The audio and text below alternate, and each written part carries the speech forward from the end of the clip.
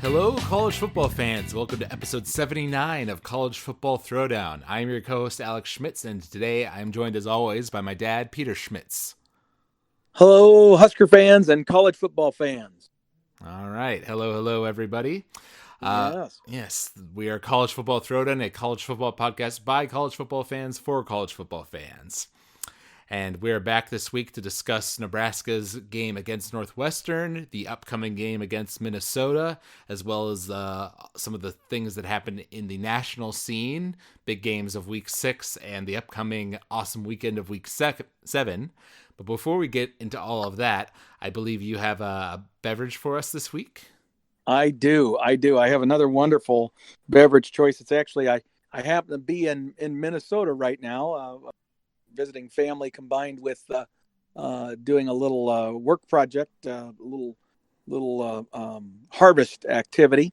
And one of the things we always like to do is go to the hometown of your great grandmother, one of the oldest people in the state of Minnesota, that lives in the town of New Ulm, Minnesota. And New Ulm, Minnesota is known for having the second oldest brewery in America. Most people know that Yuengling is the oldest brewery in America. The second oldest one is Shell's Brewery in New Ulm, Minnesota. And one of the beers that they brew today is a beer product called Grain Belt Brewery. And I'm going to be drinking one of their premium beers. It's just called Grain Belt. That's the name of it. And it's just a light Pilsner. It's a very good, easy drinking beer. And I really enjoy it. So every time we get up here, we try to pick up a few of the Shell products. And this is one of them that I'm going to do. So that's what we'll have today. Here we go. Oh, that sounded really good, didn't it? It did. And it tastes even better. Well, that's just the best combination you could hope for right there. Mm-hmm. Absolutely. There we go. And I've actually got one here. It's called The Truth. It's an Imperial IPA. So, oh, my. Yeah. Very fancy. Yeah, and it's an IPA. Be careful. You'll be drunk after one of those, buddy. Yeah. Probably 7 or 8% alcohol. Yeah, well, it's something different, right? So here we go. That's right. Oh, there we go. Yes, and for those out there, my great-grandmother that he's referring to, she is currently 111 years old. So that's right. Pretty so incredible. You have longevity in your genes. I don't.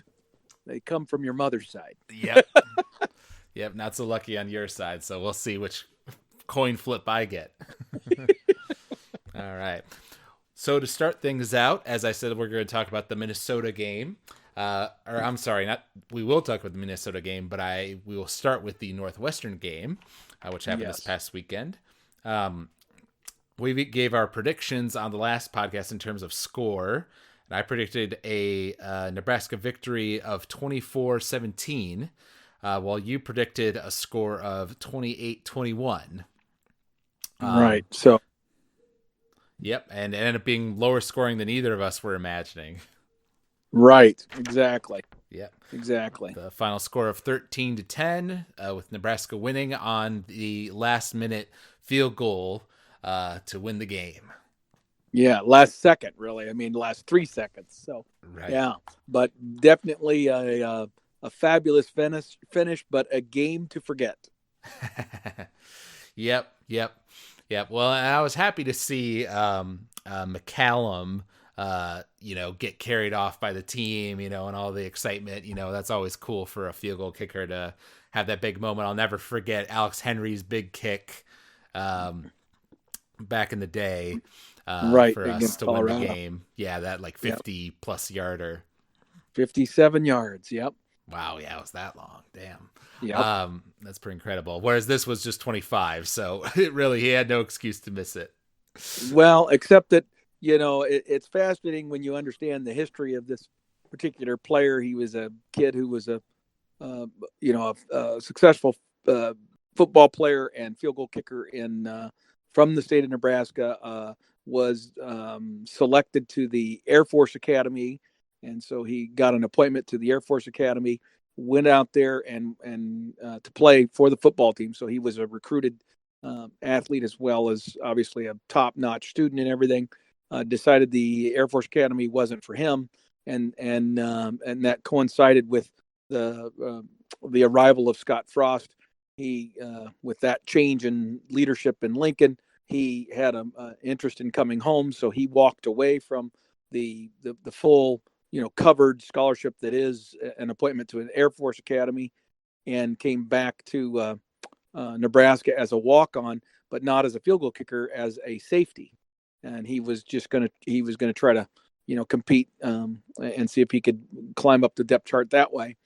And only after the fiasco that has been our kicking game has played out here, and we've had our main field goal, our only scholarship football field goal kicker get injured, did we then move down the list. We tried our punter, who also did some kicking back in high school, and he didn't do all that well either, and then eventually found our way down to McCallum. So asked him to come back into the fold of kicking like he had done. He was a backup kicker at Air Force his freshman year, and he, has done okay. I mean, he's missed a couple of extra points, missed a few field goals, but, he's also got a game winner under his belt now. Yep. Well, that's kind of what made it interesting, because I like that Frost went for the field goal earlier in the game. It was like a 35-yarder, I think. Yes. At a slight angle, and he got it right down the middle, and you could tell the crowd was happy about that. But then we went out, wasn't it right before halftime, right? We went for another field goal about the same length, and he missed it that time. Right. He doinked it right off of upright. Yeah. So this time it was kind of a coin flip of and this one was a 25-yarder right down the middle. So like I said, really, he should get it, but knowing our field goal success rate this year, I was still nervous about it. Oh, absolutely. Well, and actually, if you watch the kick, it was kicked low. It literally went between hands of a defender who was up to block it. So it was by no means a guaranteed, automatic kind of situation. Yeah, but like you said, it was definitely an ugly game all around for us. In terms of stats, we only had 12 first downs the whole game. 133 rushing yards, 186 passing yards for a total of 319. And their numbers were not too different. They had 293 total yards. So it turned out to be a defensive battle, which I think we expected, but maybe not to this extent. Correct. I think, our in our podcast last week, we anticipated that this would be a little bit of a rough and tumble, because they always seem to be with Northwestern.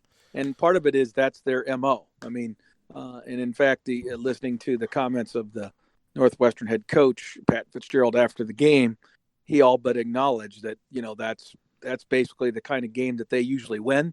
That's why they do it the way they do it. Their goal is to play great defense, to have an offense that generally can consume a lot of time and shorten the game, so that your offense doesn't have much time to use its athletes to produce a lot of points and create a lot of separation. So then if they can have a couple of big time defensive plays, defensive stops, that sort of stuff, and they just basically wait for you to get a little tight as the favored team, and hang around into the fourth quarter, and then wait for you to try to be overly aggressive and make a mistake, and then they take advantage of your mistake. That's their MO. Right. That's how they win a lot of close games. And Scott Frost kind of out Pat Fitzgerald. Yeah. Did exactly the same thing. Stayed very conservative, especially after, some of the injuries and stuff we had started to creep in. I think that motivated him to even get more conservative.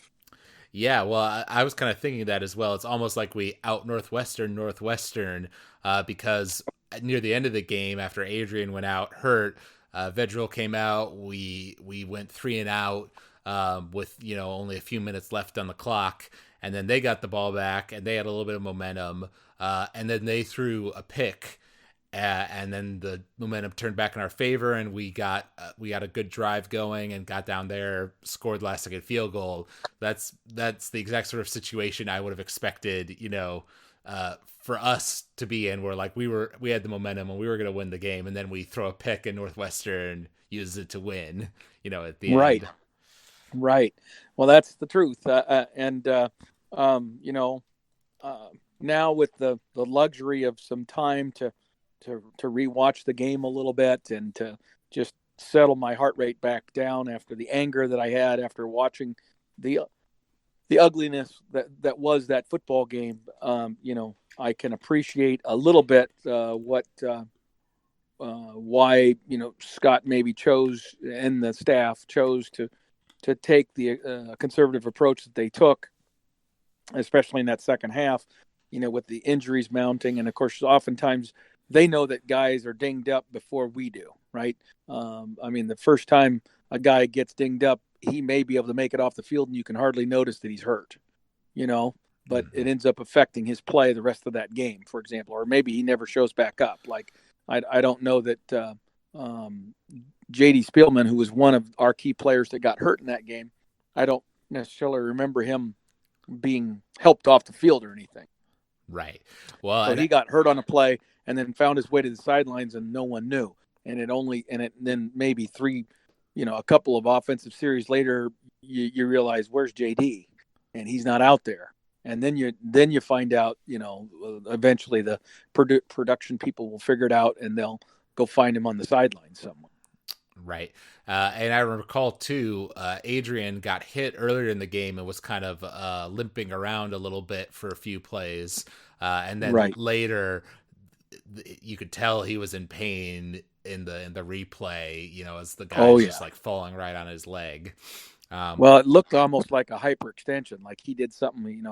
He was trying to kind of run and pull away, and somebody grabbed his single leg.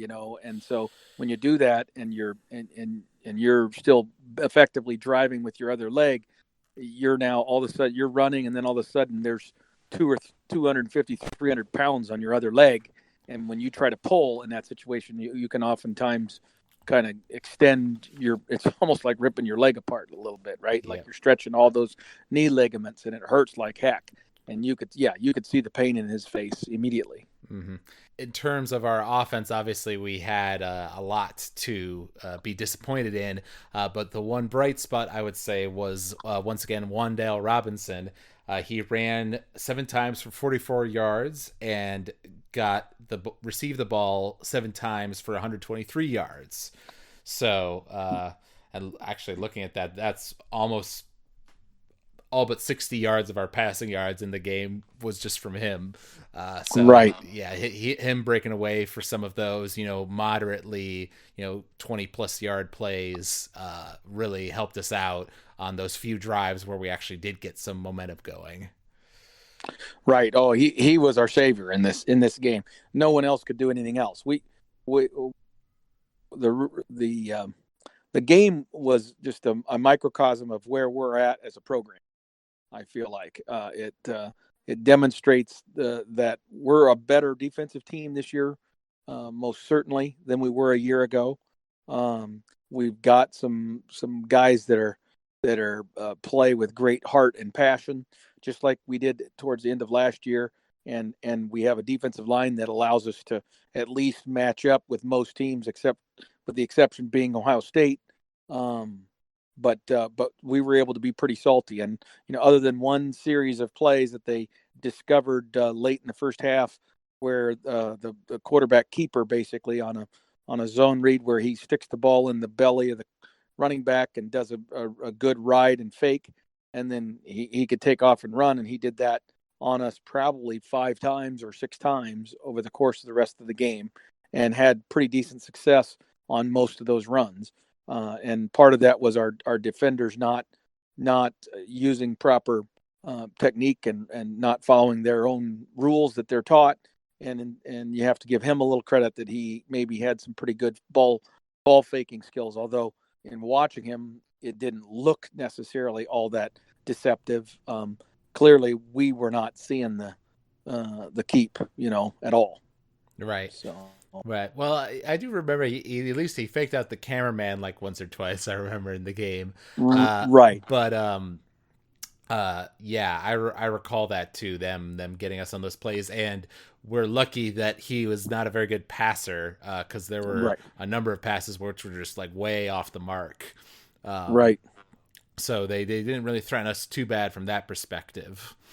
right. Well, and actually, a good bit of their running game came as a result of that. Before they had discovered that ability of him to do the little keeper, we were pretty much shutting down their running game. I mean, they weren't getting much of anything, and only after he was able to create that alternative, run option for them did they start to accumulate a few rushing yards. Mm-hmm. Um, so it's kind of interesting because overall, I mean, if you had told us that, hey, we're gonna keep a team to 10 points, I would have been fairly optimistic that we won the game and probably more comfortably than I expected. Right. But I would not have been able to guess that we were only going to score 13 points. Because I still believe, our offense is capable of more than that. But as we stand here today, our problem, is multifaceted offensively. I mean, there's so many issues that we can try to address, and that's why I said some of this is on the coaching staff because I feel like they, as we stand here today, going into our seventh football game, there are some unacceptable performances going on, in certain positions on our team that should have been addressed to some degree by our coaching staff, either by getting that individual player extra attention and extra effort, whether I'm talking about, whatever the challenges that Adrian is going through, or whether it's about, the center, Cam Jurgens, challenges with snapping the ball consistently, or whether it's, our wide receivers not being able to get open or missing blocks in key situations that is affecting our running game. Those are all mistakes that we're seeing, and we're seeing them regularly. And if a player can't get that corrected, then you need to sit that player and give somebody else a chance. Let somebody watch from the sidelines a little bit, and understand that you can't have that kind of mental, because those are mental things more than they are physical, right? I mean, that's about being consistent and staying focused. And yet we didn't do that, and that's why this poor performance, to some degree, I blame on the coaches, because I think some of these issues should have already been ironed out by the sixth game. Mm-hmm. Yep. On the other hand, the positive spin to look on it is, even though we've had a lot of messy wins, we haven't looked great. We're still at 4-2 now, and we've got as many wins now as we did all season last year.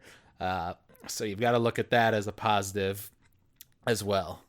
I agree, and that's the thing, and really, even at the 4-2, recognizing that our loss to Colorado, is as pain wrenching as that was a 3-point loss, in overtime.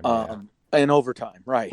So I mean, it's not like we got blown out or something like that. If that overtime had gone the other way and we'd scored a touchdown and won that football game, we'd be sitting at 5-1, with our only loss being to Ohio State, and everybody would probably have a very different view of this team and where we're at, even though we would have performed effectively identically, right? But just having that win would be huge. So that's part of it, and then it's the lingering problems. It's Adrian looking so indecisive. It's Cam Jurgens, not being able to consistently snap the football. It's the inability of our tight ends and our wide receivers to apparently get open in such a way that Adrian is able to see them and deliver the ball to them. So there's all these different elements, and it's one of my biggest concerns is Maurice Washington, who I know is a special talent, but he's also a kid that has a history going back to his early teenage years of not having great maturity. not being, making his fair share of bad decisions about directions that he's taken in his life and in just behaviorally and such, where he's had a history of some issues where he left one school to go to another because he couldn't get along with either teachers or students or some other element of it. He's gotten kicked out for disciplinary reasons, and then he came to Nebraska, and you were hoping that would be a fresh start, and our coaches stuck with him through some of those issues, and kind of stayed on him so that he made sure his academics, he followed through on those and got those taken care of, which he did. But he's also been a handful, even during his time at Nebraska. And this week, that kind of reared its ugly head, where he was suspended for the first half of the game for breaking some team rules. And from what I can gather, through my sources, that information or those issues were mostly, kind of behavioral ones that had to do with being where he was supposed to be, when he was supposed to be there, making sure that he was taking care of his body the way he was supposed to, that he was eating at the training table the way he was supposed to, all those kinds of issues. So that led to maybe him not being the most focused at practice, and then not taking care of his injuries after previous games to make sure that he was doing everything he could to get healed for the next game. So he's just got a little maturity, a little growing up he needs to do, and I'm hoping that he hangs in there. His MO in the past has been to leave when he gets into difficult situations like that. His past would be for him to flight, right, to leave, to just run away from whatever the problem is. And I'm hoping he doesn't do that this time. I'm hoping he's willing to suck it up and follow through. Yep, I hope so as well. So obviously we've got Adrian hurt as of the end of this game. Now I did read that apparently both he and Spielman were in pads today for practice. We're recording this on Wednesday, what's today, the 9th. However, I'm kind of the opinion, especially because after this Minnesota game, we have a bye week. So if he's not 100%, which I doubt he is, it might almost be better, in my opinion, to start Vedral out and let Adrian kind of focus on healing so that he's in a good position for the following game. Yes, that's true. I mean, I guess I agree with you on that. I'm going to suggest to you that if he was able to go, the coaches would probably choose to have him go this Saturday. I think that's still a possibility. But I agree with you that I think a more conservative approach would be to even if they think he's 75% or whatever, that you would go ahead and play Vedral to start the game, and then only if Vedral doesn't rise to the occasion and looks like he's struggling to handle the moment, then maybe you go back to Adrian at that point if you feel like you need to, Mm-hmm. So yeah, that's kind of what I'm thinking right now. Just because I saw some rumors, and I don't know how true they are or whatever, that maybe he's been battling an injury all season, and that's why he's looked kind of unsure about himself and things like that, a little off from what we saw last year. Do you put any stock in that? I think there's probably truth in that, but I think that's a little bit excusey, in my opinion. I mean, if he was hurt that bad, then again, the coaches and the training staff at Nebraska should have recognized that that supposedly he had sustained an ankle injury at some point during fall camp, and they tried to keep it hush hush so that the opponents wouldn't know that and attack his ankle, right? Because that's what you would do if you knew that the star quarterback of the other team was operating on a bad wheel. You'd go after that wheel and see if you could make it a little worse. That's the nature of the sport. So I get why they tried to protect that. But then as a coaching staff, you need to know, and you need to be able to notice that your player doesn't have the explosiveness that he had before, and that his behaviors are being modified because of that injury. So I don't really think that's true. I mean, not that he didn't have a maybe something like a sprained ankle. It's certainly possible that he did, but my thinking is that if it was so bad that was what was causing the poor performance of Adrian on Saturday, that the coaches would have figured that out long before now, right? Right. Yep. So I hear you there. now we also lost J.D. Spielman. We also lost, Maurice Washington was completely ineffective. He was pouting for the first half while he was sitting out his suspension, and then when we let him play for a few snaps in the third quarter, he was totally ineffective and looked like he didn't even want to be there. The effort was zero. He was behaving like a child, and I'm hopeful that kind of behavior is something that he's going to work through here in the coming days and week or so, and that he might come out here on Minnesota with a renewed vigor and intensity to show that he's back on board. But he certainly was not being a good teammate and being a committed team member last week, and we need that.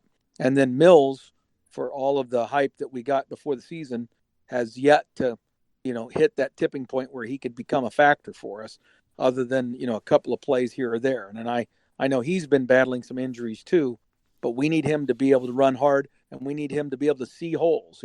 His problem has been vision as much as anything this year. Mm-hmm. Yep. So, we're beat up for sure. But, we're kind of getting to that point in the season now, we're more than halfway through where, the injuries are just going to start catching up with most teams. I know even Alabama, for all their talent, has been struggling with injuries this year as well. So, mm-hmm. Yeah, no, I know. And that, like you say, that's kind of that's very excuse based. It's not like the other team doesn't have some injuries that they're dealing with too. But we just happen to be going into a game where we very much need our very limited number of offensive performers. I don't think anybody would have guessed from the Nebraska side that we would have been so devoid of talent within our wide receiver core that we have no option beyond J.D. Spielman and Wan'Dale Robinson. I mean, it just blows me away that out of all those guys that we have scholarship receivers, that none of them are capable of coming in and giving us some decent snaps and can catch the damn ball when it comes our way. And that the coaches don't have enough confidence that they can at least go out there and run routes and, block the right guy. Just something doesn't make sense to me about that. With all the snaps that we get in practice, we ought to have, 10 or 12 receivers that know the offense, that know the game plan, and are capable of coming in and contributing. And so when you have a guy like Kanabai Noah, who is being pretty much ineffective, that we can't replace him with somebody else, and or at least put some guys that got some wheels like Jerron Woodard, and get him one-on-one with somebody and just run a straight, route, just fly route, just straight down the field to see if he can outrun people because he's really fast, and then throw the ball deep, and either he catches it and has a big play, or it falls, innocently incomplete, right? But at least you've stretched the field and made the other team anticipate that you're at least willing to throw it deep. I really think that's part of our problem. We haven't thrown a deep ball. I mean, truly a deep ball where we're trying to get behind a defense. We haven't done that in like a long time. Right. Yeah, well, and as you know, and as we've discussed in the past podcast, I'm not a big fan of on first or second down when we go for the deep ball when we should just be focused on getting first down. So that doesn't bother me too much. But you're right. If you don't do it at all, then the defense doesn't respect it as a threat, and you need to keep that in the back of their minds at least. And there's a difference between a 25 yard downfield pass and something that's just an absolute fly pattern where you might be throwing it 40 yards. And so that's my whole point, is that, the further you go out, the lower the percentage is of the number of times you can expect that to be a completion. Does that make sense? Yeah. And so that's what I'm saying, is that it's okay to throw that fly pattern, 2 or 3 times a game in the right situation to try to stretch that defense, especially on a 1st and 10 type of deal, where they might not be expecting it or something like that. But you don't do it on a 3rd and 2 unless you're in control of the game. If you're in control of the game and have a 17-point lead and you're looking to kind of put the last nail in the coffin, then maybe you do it then. That might make some sense. But I don't know. I just I'm not advocating that we throw a bunch of deep balls, but what I am advocating is that there ought to be a few more short balls thrown and then a few more really deep balls so that you're stretching that defense a little bit. Right. All right. So I think we're ready to transition out of the Northwestern section into the big games nationally that happened during week 6. And there were a few. On the previous podcast, we gave our predictions for the Florida-Auburn game, which was a big SEC game between 2 top 10 teams. You predicted a Auburn victory 24-21 over Florida, whereas I predicted that Florida would win 35-28. And the final score ended up being Florida 24, Auburn 13. Right.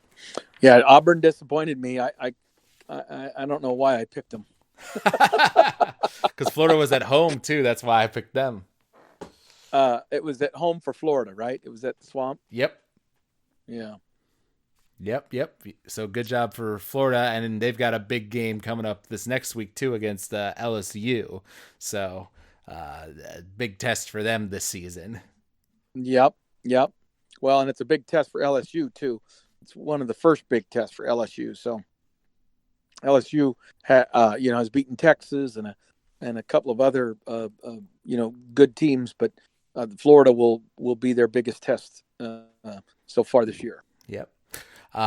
Interesting upset. UCF lost against Cincinnati 27-24, which is obviously tough for them because any loss hurts their schedule as a non-Power 5 team.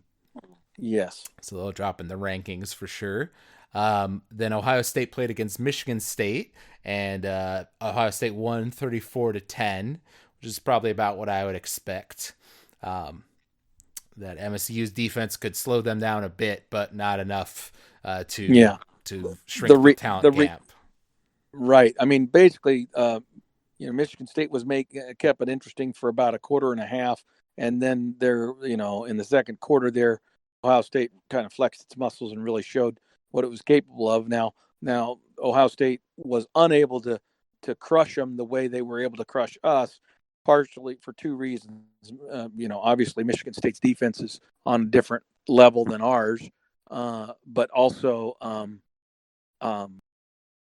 Ohio State wasn't quite as sharp against Michigan State as they were. They were making a few more of their own mistakes, and everything was falling their way. They weren't having interceptions fall into the hands of their defensive backs that were laying on their back on the ground. They didn't have any of those kinds of things happen. So that's what kept Michigan State around. Was I think that Ohio State maybe wasn't quite as sharp, and frankly, Michigan State was better than we were. But still, you can see the clear dominance of Ohio State against a very good Michigan State defense. Right. And another big game in the Big Ten, Michigan versus Iowa.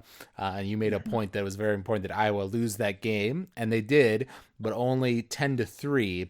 Very defensive battle where I believe Michigan got like 3 interceptions off Iowa's quarterback. Right. And I think they got 8 or 9 sacks too. I mean, Michigan was just all over Iowa's quarterback. Mm-hmm.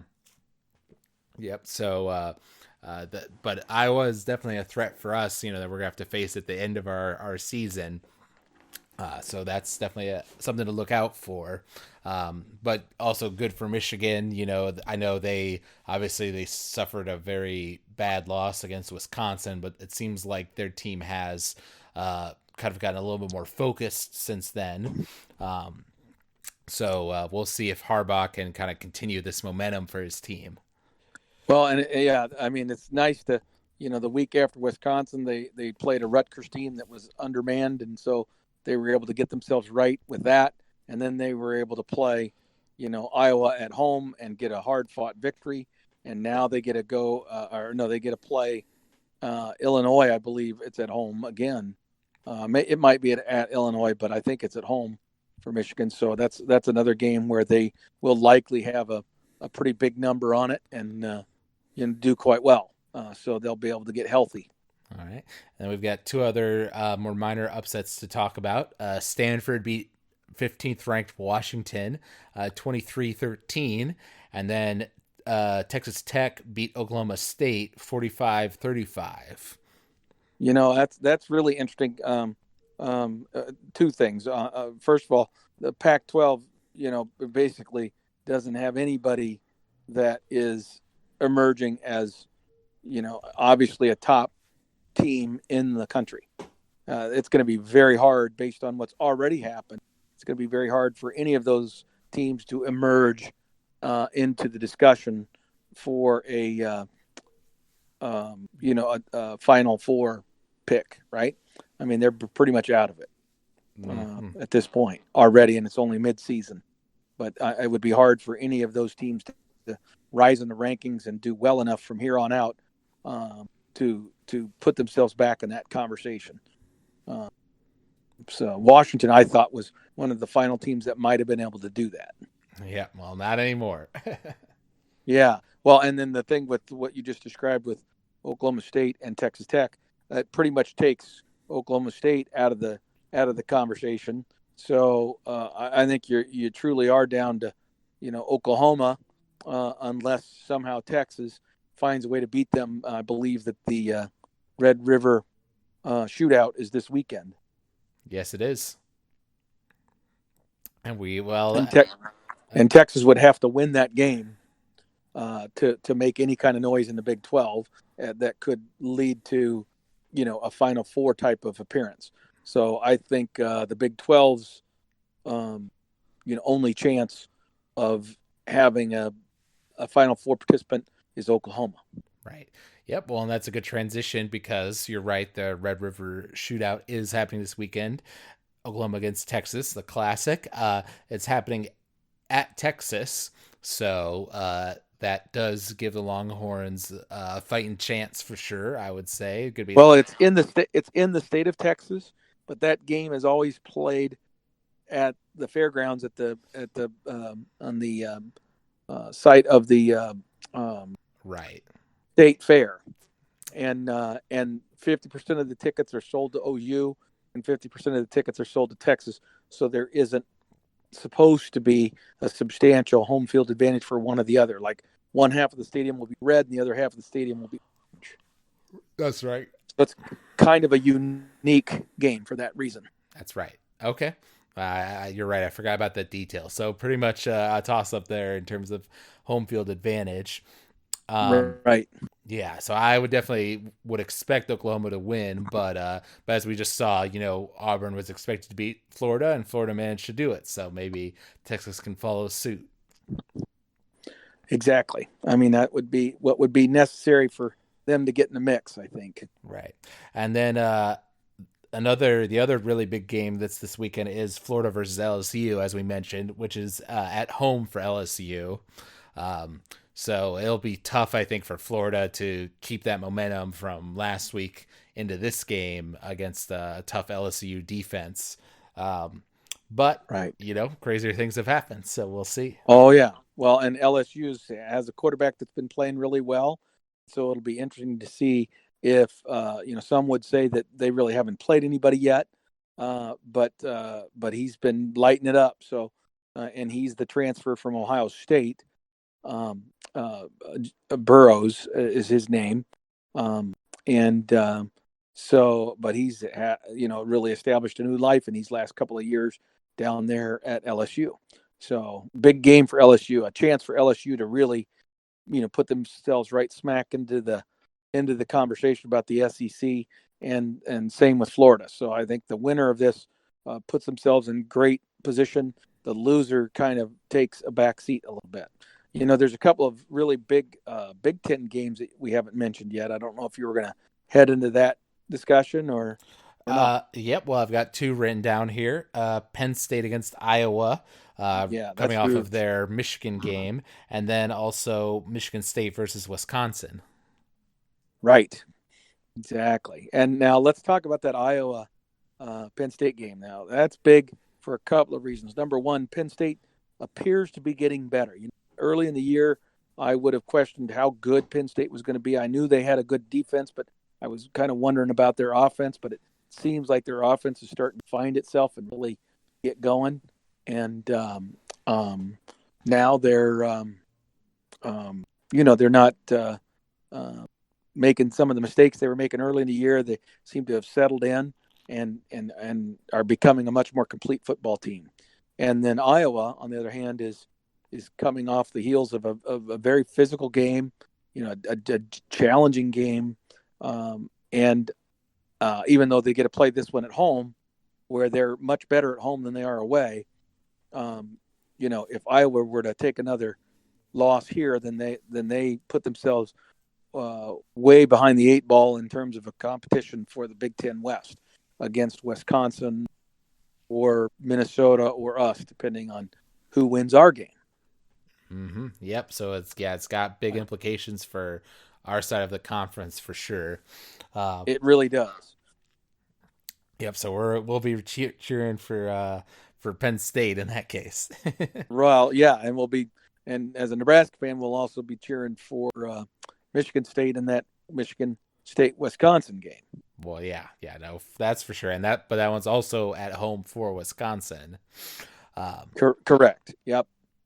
And Michigan State, of course, is coming off a beating at the hands of Ohio State. So Michigan State also will find itself in a world of hurt if they go down and lose, another game, because they obviously still have to play Michigan, and so they've got a tough slate here, and so they can't afford to lose to Wisconsin, and beating Wisconsin in Madison is pretty damn hard to do. So it's going to be interesting to see what happens. That's right. Yep, a lot of big games. And then the last one I want to mention was another classic, USC Notre Dame. Now, neither of them are currently ranked, not having the best of seasons, but still a fun game to look forward to. Well, Notre Dame is ranked. I don't think USC is. No, actually, I'm sorry. I think you're right. I just didn't write it down, but yeah, they are ranked. Yeah, Notre Dame is ranked, and they're actually having a pretty good year. They lost to Georgia, so they have a loss already, and that kind of knocked them out of the national discussion a little bit. But Notre Dame's had a pretty decent season. But again, they have an interesting schedule here. They've got to play USC this week, and I don't know if they have played Stanford yet, but I know they have that game coming up later in the season, and they definitely I think they play Michigan in 2 weeks, maybe 3, in the next 2 or 3 weeks. Yep, actually, so, I just looked up their schedule. After USC, they have a bye, and then they play Michigan. Yeah. Okay. Yep. So Notre Dame's got a beef of the schedule going on right now, and Michigan plays. You said Illinois, right? Yeah, they play Illinois this week. Then I believe Penn State, and then Notre Dame. So Michigan's got a rough stretch here too in the coming weeks. I mean, this week is maybe a little bit of a reprieve because you get to play Illinois, but we'll see. Yep. And I just looked up. You're correct. They have Penn State into Notre Dame, into Maryland, and then Michigan State after that. Right. Yeah. Right. So that'll be interesting. So now we can talk about our upcoming game for week 7, which is, of course, against Minnesota, as we've referred to earlier. So currently, Minnesota actually are undefeated. They're 5-0. Minnesota's 5-0. They're Yes. 5-0. Haven't played a lot of the tougher teams in the conference. A lot of them come late for them. They have actually a very rough stretch near the end of their year where they play against Penn State, Iowa, Northwestern, and Wisconsin all in a row. Right. But they did beat Illinois last week 40-17, which should raise some eyebrows in Nebraska, knowing how close that game was for us. Exactly. Yeah. Although I did watch a recap of the game on ESPN, and I think by halftime it was 10-17. Minnesota was up, but only by a touchdown. Correct. It was in the second half where they pulled away. That is correct. I was going to mention that too. And the thing is that, again, I think I look at Nebraska and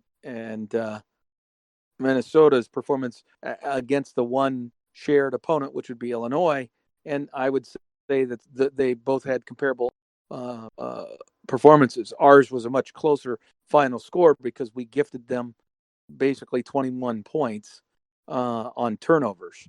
If Nebraska doesn't do that, if you just look at the stats, we talked about that a couple of weeks ago when we doubled them up in yardage, we doubled them in first downs. We had 98 plays against Illinois. I mean, we dominated them in everything except the score. And thank God we won the game. But bottom line is we were by the end of the game, we were the dominant of the two teams. And I'd say that's very similar for Minnesota, except that their dominance on the running game came earlier, but still they struggled from a scoring standpoint. They only had a 7-point lead at halftime. That's right. Well, and if I recall also from watching that, Illinois really struggled against their defense, and I believe a good chunk of their points came from their defense getting touchdowns, pick sixes, and things like that. Mm-hmm. Okay, got it. Yep. So, well, there you go. So the thing that we have to be worried about with Minnesota is that they're just a solid football. They're not a spectacular football team. But they are a solid football team. What they try to do, they do well, and they have good players and a couple of great players. They have a couple of wide receivers who might very well be playing on Sunday. They have some big, strong tight ends who make for some interesting matchup challenges for the opposing teams, and so they're able to really take advantage of play action, especially if they can establish a running game. Now, they've struggled a little bit to establish running games in some of the games this season, but they had no problem establishing a running game last week against Illinois. They had 370 yards or something. So they really got it going last week. Right. So what we're going to have to do as Nebraska is we're going to have to make sure they can't run the ball effectively. If they're able to run the ball effectively against us, especially early in the game, that's not going to bode well for Nebraska being able to hang in the game. Yeah. Because I don't know what we're going to get offensive from our offense. So we dang well better have a defense that's able to slow them down. Right. Well, I was going to say something similar, especially after this week. Like you said, if you had said, oh, the defense is going to hold them to 10 points, oh, that sounds great, So our defense may be able to at least slow them down offensively, but with our offense having so many question marks, with Adrian potentially being hurt, etc., just can we get enough going there to outscore them? I think that's the big question mark. Exactly. That's right. I really think that they're going to have some success against us. So, I mean, we're going to have to score some points if we hope to win. It's not. I don't think we can do what we did at Northwestern and expect to win the game. I think our offense is going to have to score, in the upper half of the 20s for us to have a victory. All right. Yeah. There we go. Well, what are you thinking in terms of score? What's your prediction? Well, you know what? I mean, there's a large part of me that says this is where the train ends for Nebraska, and we get beat by a team that's just playing better football right now than us. Because if you just look at Minnesota and you watch how they play, they are, the better team. But I'm a Husker fan, so I always end up wearing the rose-colored glasses before the end of the week. So I'm going to predict the Nebraska victory, and my score is actually going to include a field goal. I know that sounds crazy, uh, but you know what? No, I'm not going to do that. I'm going to say, because Oh, the you're getting the pretty weather exciting is. there. I know the weather is so bad. I'm going to say 28-24 Nebraska. I'm going to say we score 4 times, and they score 4 times, but one of theirs is a field goal, so that our defense holds them to a field goal at some point along the way there, and that ends up being the difference in the game, 4 points. All right, that's a good score. Now you've got me thinking about my own goal because it is at Uh, Minnesota. it's Um, at Yep. yep, which is going to be another And tough road challenge for us. well, and it's very possible. Well, it's almost certainly going to be played in very cold weather, especially for this time of year. It's going to be played in weather that's in the low 30s, and with wind chills, probably a wind chill of teens, 18 degrees or something wind chill. As I think about that, the 28-24 I just gave you is probably too high. Yeah. Yeah, well, actually, so thinking on that, I'm going to go ahead and go a little lower. I'm going to say 21 for Nebraska, 17 for Minnesota. So you're picking a Nebraska victory also. Oh, yeah. Well, I'm just like you. I've got the rose tinted glasses. Um, and, as usual with these sorts of teams, it's kind of like with Northwestern. Like, we have more talent on paper. We should be the better team, but it's about who's executing better on the day and who's more injured, et cetera, et cetera. And those are all the question marks. And with us, I was pleased to see at the Northwestern game that we didn't have any turnovers, which proved to be very important. But we Yeah, did still rack up quite a few penalties. Especially there right. was one series where we had like 3 in a row, I remember. So we still need to get that settled down, so that we aren't just gifting the game, especially if, like you're saying, if the weather's bad and people aren't able to catch the ball as well or pass it well in that bad weather, then low scoring, more run based game, every score and every bit of yardage becomes that much more important. Right, exactly. I totally agree. And I just don't know how our team will respond. So we'll see. We will see. All right, and then one last prediction. We might as well predict the Red River Shootout, since that's a game that we are well familiar with coming out of the Big 12. I'm going to go ahead and predict that Oklahoma will win, but I think Texas will make it interesting. And given that it's the Big 12 and they're all about their big scores, let's go ahead and say 42 Oklahoma, 35 Texas. Wow. Okay. I think it's a bigger win for Oklahoma. I'm going to say 42 Oklahoma, 21 Texas. Oh, wow. Yeah, that is quite a Yeah. big difference. Yeah. I think Oklahoma's defense is a little bit better. And I'm not as much of a believer in what Texas is doing right now. All right. All right. That sounds fair. So is there anything else you want to say before we wrap this up? No, other than that, I think this is a very critical game for Nebraska. I feel like if we were able to find a way, however, with all these injuries and everything, if we, I will tell you, even though I gave the, predicted score of 28-24, I don't give a damn what the score is, as long as we win by one, right? As long as we win the game, let's just find a way to win this baby. Because I'm telling you what, if on Sunday we're looking at a team that is 5-2, we're in a good shape, because then we get a bye week to get healthy and to rep our offense and get people in sync and add some more people to the mix.